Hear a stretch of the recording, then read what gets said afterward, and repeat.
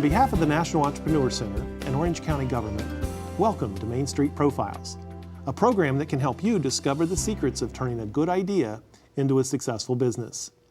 Our guests are typically entrepreneurs, business owners, and community leaders who are here to share their stories, their knowledge, and their secrets, which just might make your business dreams come true.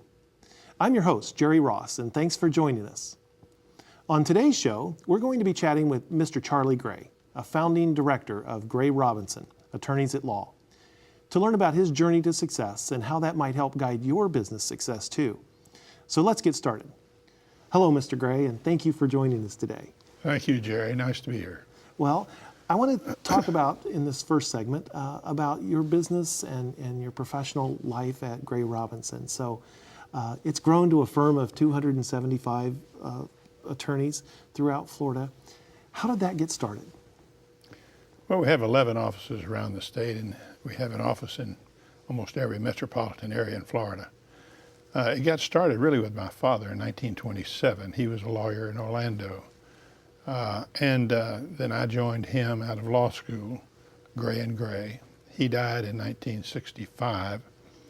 I had been active in politics, and I formed a new bank for Southeast Bank here in Orlando, and I was general counsel, and I accumulated a lot of clients, and I really didn't have enough help. So I was really hiring lawyers off the street, which is not a good way to begin. And it suddenly occurred to me, if I'm going to do anything, I want to build a law firm, I've got to find some young, really good lawyers. And they happened to be, I was involved in litigation with a lawyer, a young lawyer who was one of three that had come to Orlando to form a firm.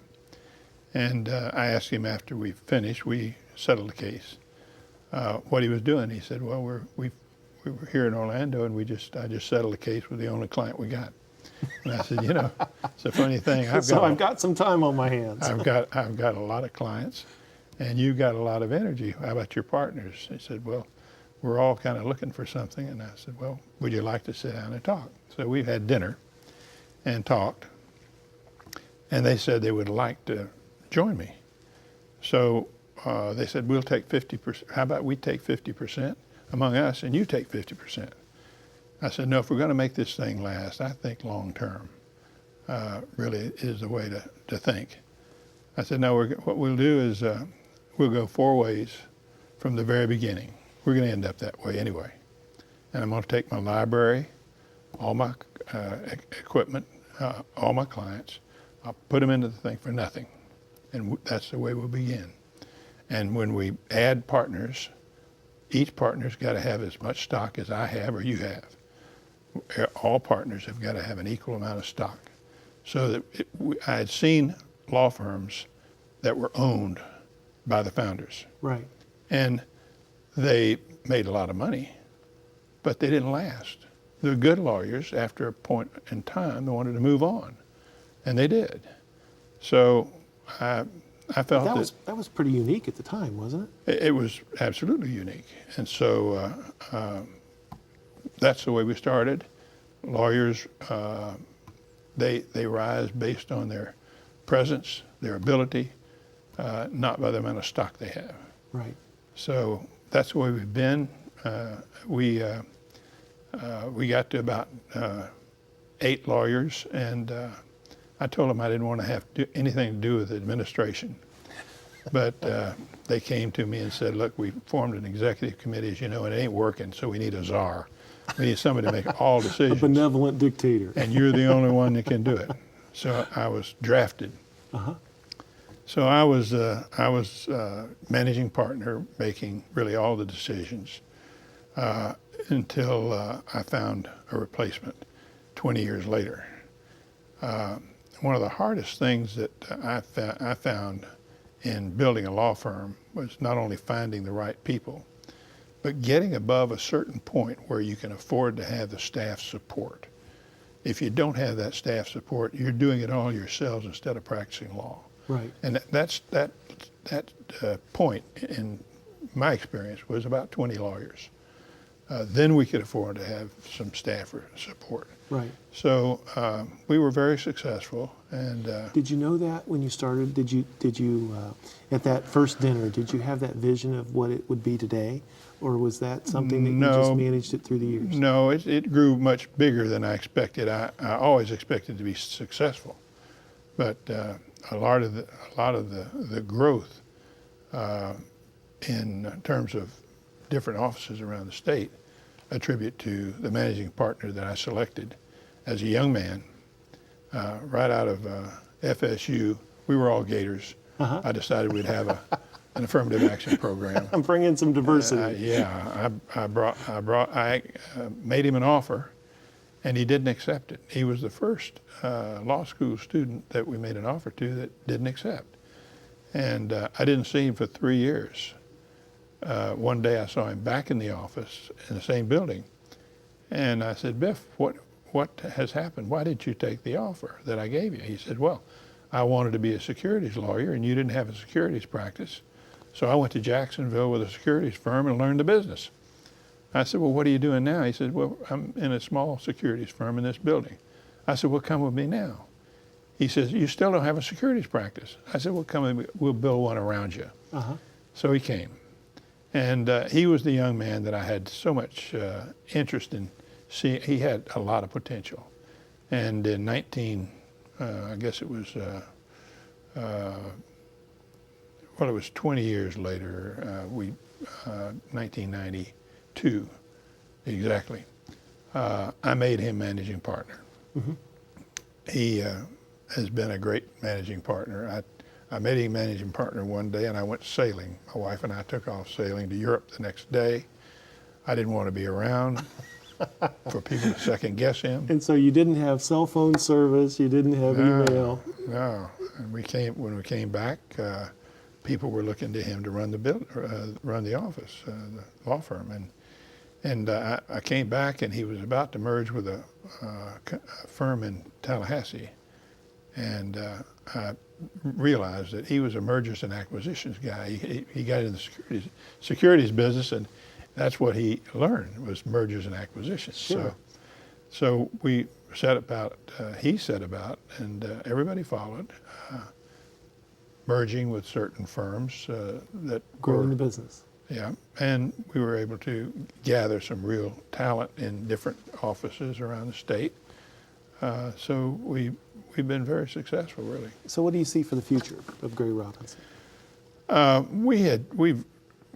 We've determined that we really don't want to be an international firm, a firm outside of the state of Florida, but we're getting a lot of pressure to go to Washington.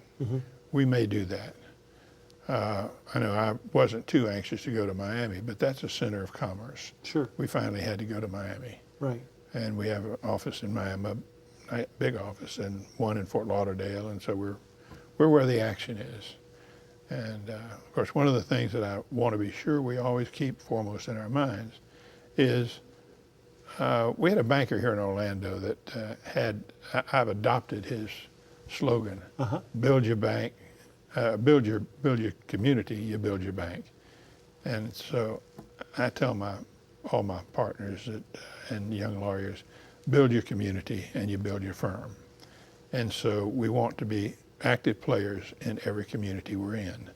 And we try to be the predominant firm in every metropolitan area, and that's what our goal is, and we're working towards that. Well, you've certainly helped build the community here in Central Florida, and we appreciate that. But I see we're running out of time for this segment, so when we come back, we're going to talk about your personal journey and how you got there. So it's time for a short break. When we come back, we'll talk about Mr. Gray's personal journey. So you relax for a moment and think about that. We'll have more from Mr. Charlie Gray on Main Street Profiles.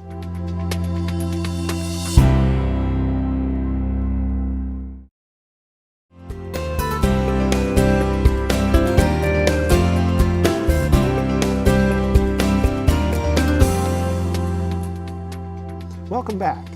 You're watching Main Street Profiles, where you can discover the secrets of turning a good idea into a successful business. I'm your host, Jerry Ross, and we've been talking with Mr. Charlie Gray, a founding director of the Gray Robinson Law Firm. So now it's time to hear a little bit about your personal journey. So I understand you and your wife actually sailed around the world. So can you tell me a little bit about how that happened?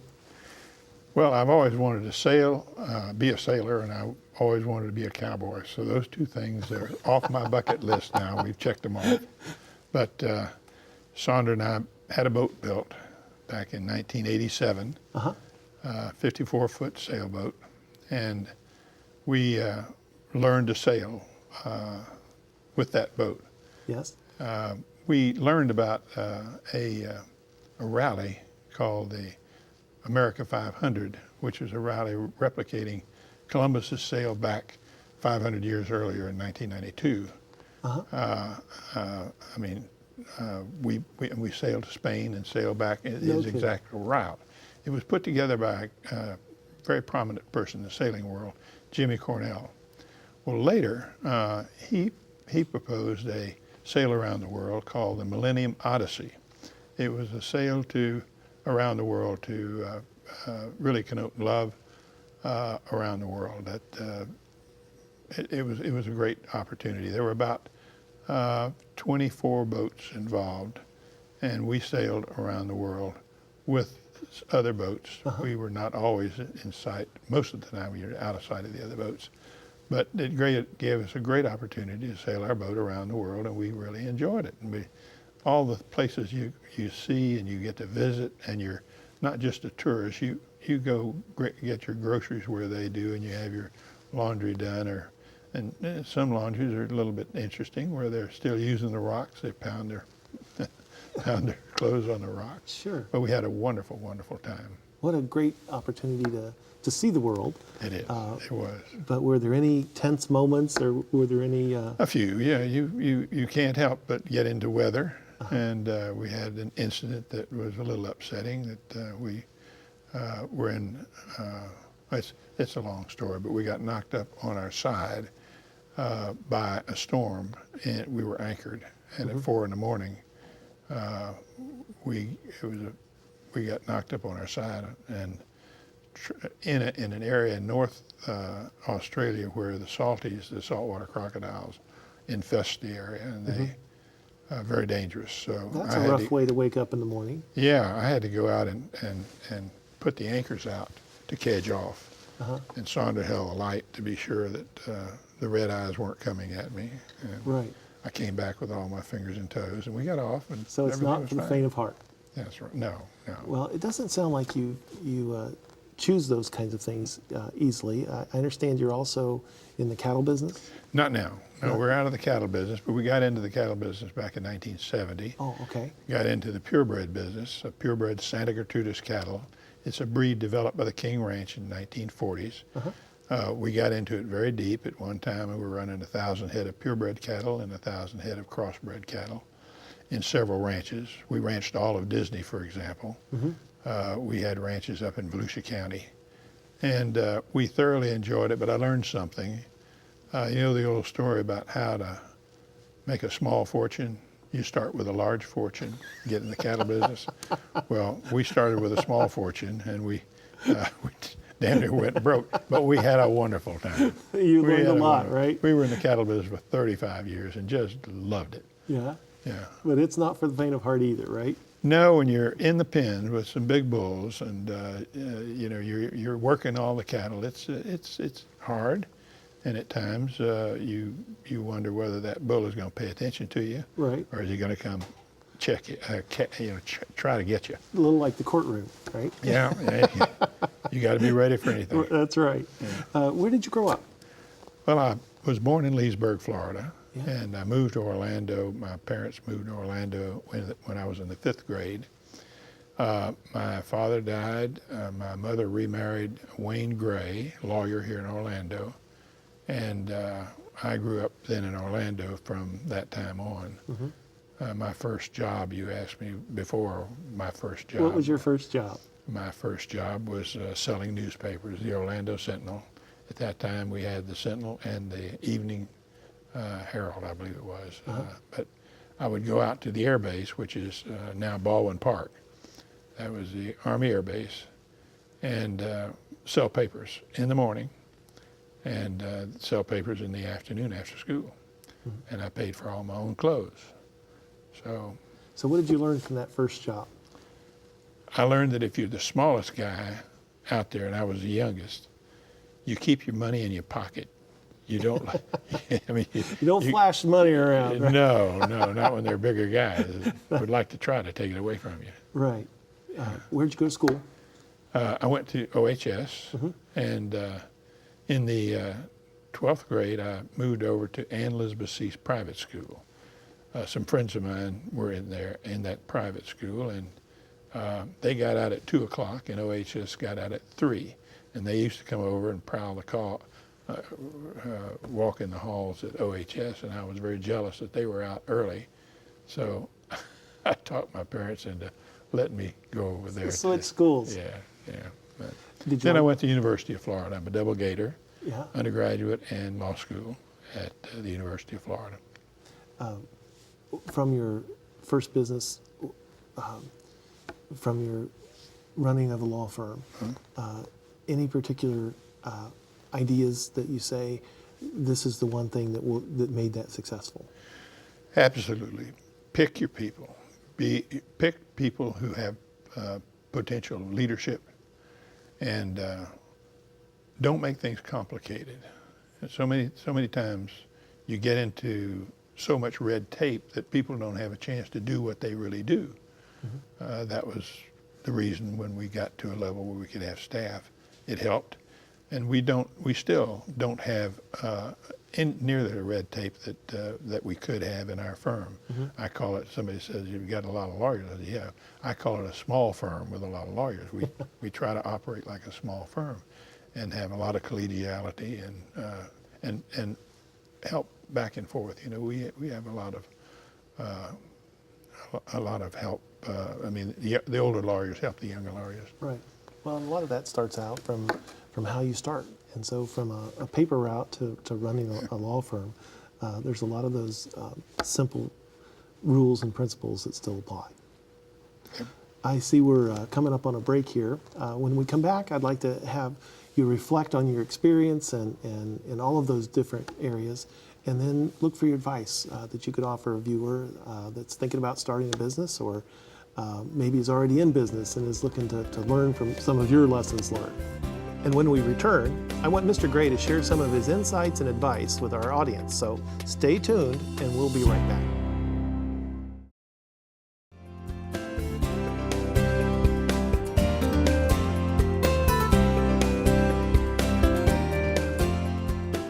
Welcome back to Main Street Profiles, where you can discover the secrets of turning a good idea into a successful business.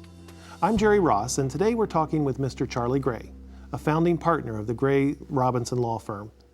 Mr. Gray, we've talked about your background and the business, but today I'd like to, as part of this section, talk about some of those lessons learned that you can share with our viewers. So I know that you've been involved in a lot of community initiatives and a community partner. Any one of those stick out as maybe the most memorable?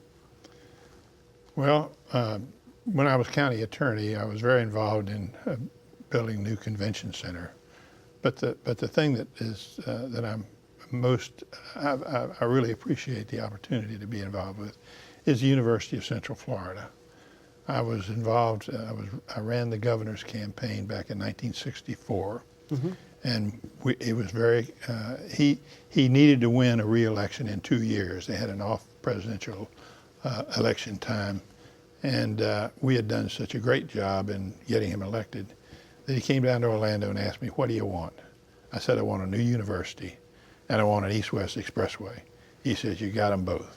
Wow. And he committed to that, and so we were able to be involved in forming our region. University of FTU then, but the University of Central Florida now, and also he supported and helped build what is now 408.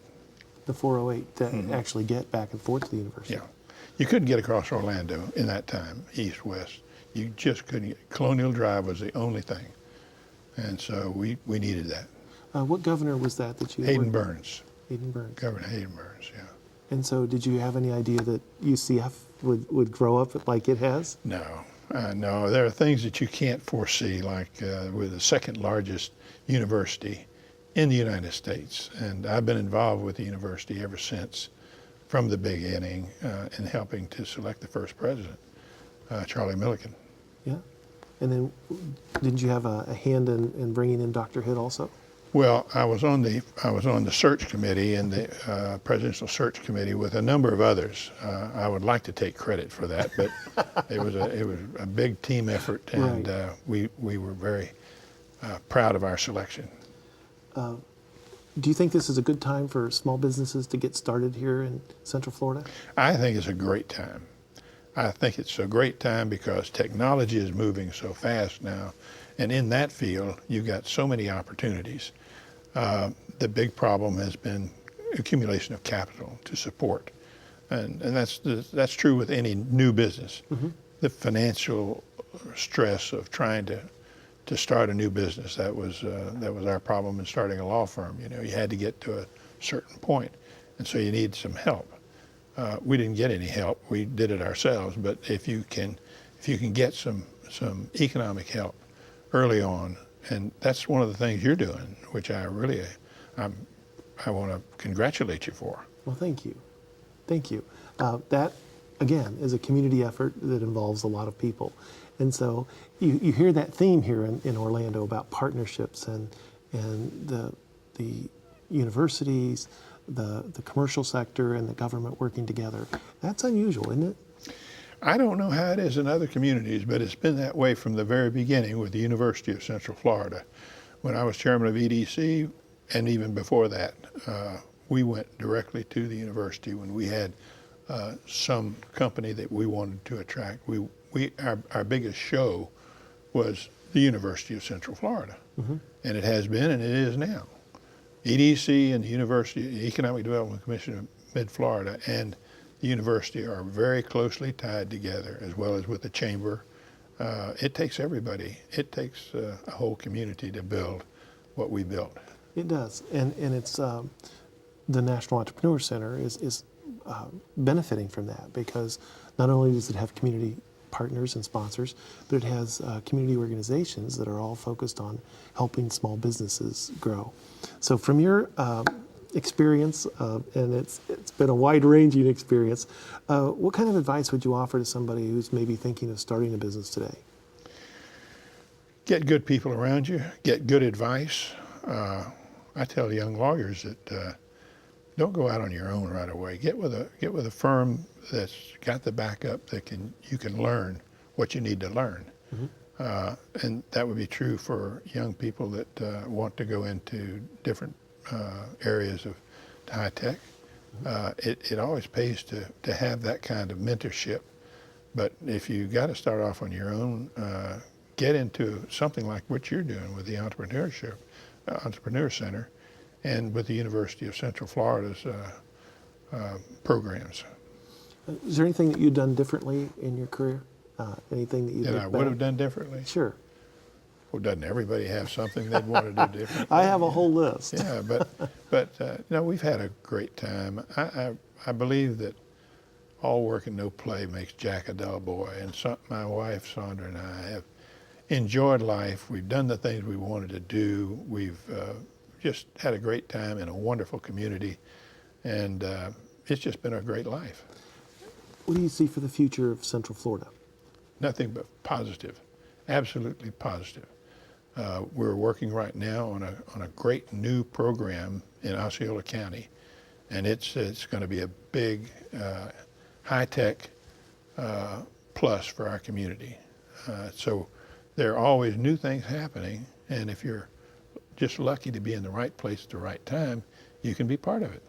And do you think that Central Florida is the right place at the right time? It absolutely is, and we're building a reputation now, and we'll have a much better reputation to be a high-tech center as well as an entertainment center and an agriculture. Citrus and cattle are big in Florida. Citrus is not as big as it was, but entertainment industry, everybody knows where Orlando is. What they don't know is we're fast developing into a real high-tech area. We'll be the next Silicon Valley. bank it. We're going to be the next Silicon Valley. And does medical play into that? Absolutely. And we've got Medical City that this is where the University of Central Florida has been so productive for us. We began the first medical school, and that spawned the entire Medical City, as Dr. Hitt predicted, and everyone said it wouldn't happen. And here it is today. That's right.